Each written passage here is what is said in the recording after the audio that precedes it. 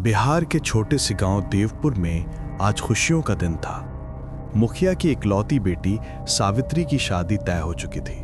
पूरा गांव रोशनी से नहा उठा था।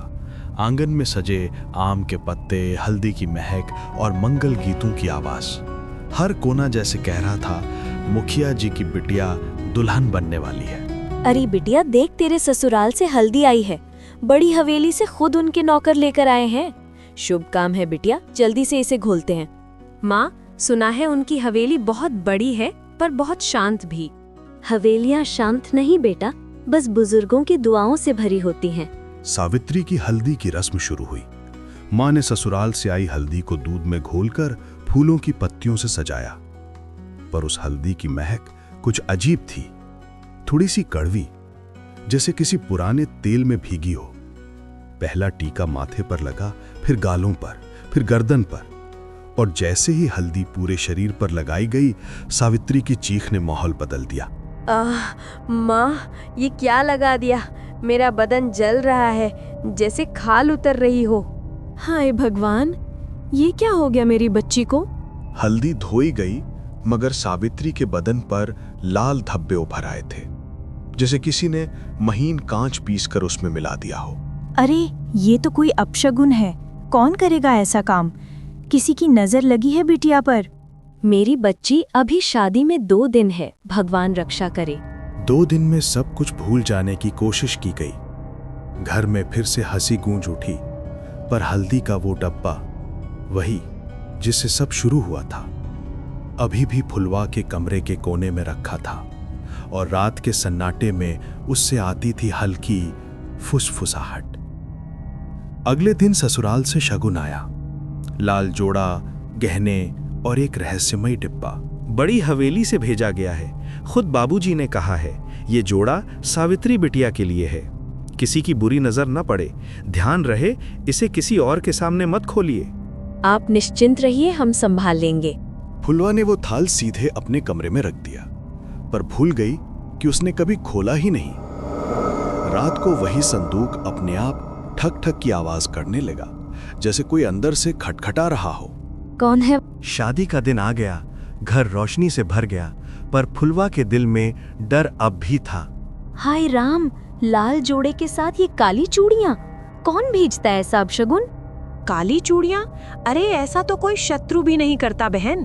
पर नौकर ने जो कहा था, किसी चीज को बदलना मत, वो शब्द फुलवा के कानों में गूंज रहे थे, और डर के बावजूद सावित्री को वही चूड़ियां पहना दी गईं। माँ, ये चूड़ियाँ ठंडी हैं, बहुत ठंडी। बस कुछ ही देर है बिटिया, सब ठीक हो जाएगा। सावित्री की सहेलियां उसे तैयार कर रही थीं। लाल जोड़ा, भारी गहने और वो दुपट्टा जो शगुन के साथ आया था। पर जब दुपट्टा उठाया गया तो सबकी चीख निकल गई। अरे ये देख, दुपट्टे का कोना तो कटा हुआ है। हे भगवान, ये कैसे अपशगुन है जो पीछा नहीं छोड़ रहे? कटे हुए हिस्से के धागे काले पड़े थे, जैसे किसी ने जलाया हो। सावित्री बस चुप थी।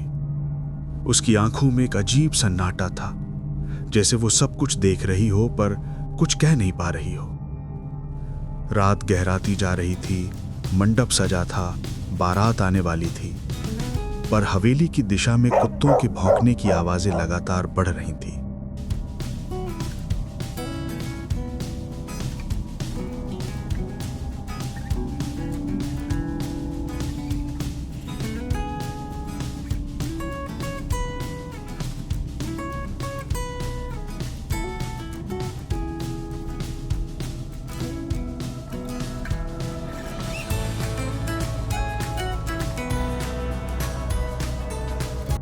देवपुर की हवाओं में आज एक अलग ही खामोशी थी।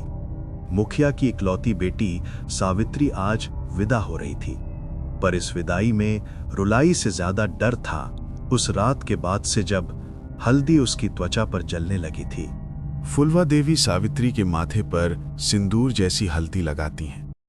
उनकी आंखों में आंसू हैं, आवाज कांप रही है। बिटिया, अब तू पराई हो गई। सावित्री हल्की मुस्कान देती है। पीछे ढोलक की थाप रुकती है। उसकी आंखों में वो रात अब भी तैर रही है, वो पीड़ा, वो जलन। गाड़ी धीरे धीरे देवपुर से निकलती है। सावित्री की आंखें पीछे मुड़कर आखिरी बार अपने आंगन को देखती हैं। देवपुर पीछे छूट जाता है। ससुराल की हवेली रतनपुर। घने पेड़ों के बीच से झांकती एक विशाल पुरानी हवेली। दीवारों पर बेलें चढ़ी हैं, झरोखों से टूटा हुआ शीशा लटक रहा है। माहौल में ठंडक है, पर हवा भारी लगती है, जैसे किसी की सांस अटकी हो। यह हवेली रतनपुर में थी, गांव का सबसे पुराना और सबसे डरावना घर। लोग कहते थे यहां कभी किसी की शादी टिकती नहीं, किसी न किसी को हर बार हल्दी का श्राप लग जाता है। सावित्री जब पहली बार हवेली में उतरती है तो उसकी सास शशि देवी और कुलदीप स्वागत करते हैं। फिर भी हवेली के हर कोने से एक अजीब सर्द हवा आती है। दीवारों पर पुरानी तस्वीरें लगी हैं, राजघराने जैसे कपड़े पहने लोग, पर सबकी आंखों में एक खालीपन। सावित्री का ध्यान एक तस्वीर पर अटकता है, एक औरत की तस्वीर जिसके गले और गाल पर हल्दी जैसे पीले निशान हैं। सावित्री की सांस रुक जाती है। वो तस्वीर मानो जिंदा हो। उस औरत की आंखें उसे घूर रही हैं। दीपक की लौ बार बार डगमगा रही है, परछाइयां दीवारों पर लहरा रही हैं। सावित्री अकेली है, पर उसे लगता है कोई पास है। कहते हैं हर हवेली में एक ऐसा कोना होता है जहां समय रुक जाता है। सावित्री की पहली रात भी वही कोना थी। दरवाजे के पास से पायल की आवाज आती है, छन छन छन। सावित्री घबरा कर रुकती है, धीरे धीरे दरवाजा खोलती है। बाहर कोई नहीं। जमीन पर हल्दी के पीले निशान जो कमरे के अंदर तक जाते हैं। सावित्री पीछे मुड़ती है। आईने में उसे खुद नहीं, वही औरत दिखती है जो तस्वीर में थी। मैंने भी हल्दी लगाई थी। सावित्री आईने के सामने बैठी है, आंखों के नीचे काले घेरे, बाल बिखरे हुए। सास कमरे में प्रवेश करती है। बहू तू डर मत, हवेली में पुरानी आत्मा है, पर किसी को छेड़ती नहीं। छेड़ती नहीं तो हर रात मुझे क्यों क्योंकि तू वही है जिसके नाम से ये श्राप जुड़ा है। रतनपुर की हवेली में कभी एक औरत थी, लक्ष्मी देवी। शादी की रात उसकी भी हल्दी में किसी ने कांच मिला दिया था और वो उसी रात जिंदा जल गई थी। लोग कहते हैं उसकी आत्मा आज भी उसी हल्दी की तलाश में भटकती है जिसने उसे मारा। रात का समय। सावित्री अकेली कमरे में, टेबल पर वही हल्दी का कटोरा रखा है। वो आईने के सामने खड़ी होती है, आंखों में दृढ़ता। अब डर नहीं, सवाल है। उस रात सावित्री ने तय किया अब वो उस औरत की सच्चाई जानेगी। सावित्री हल्दी को अपने हाथों में लेती है, आईने में देखती है। आईने में उसका चेहरा बदलने लगता है। चेहरे पर जलन, दाग और वो पीली परछाई। हल्दी लगती नहीं, जलती है।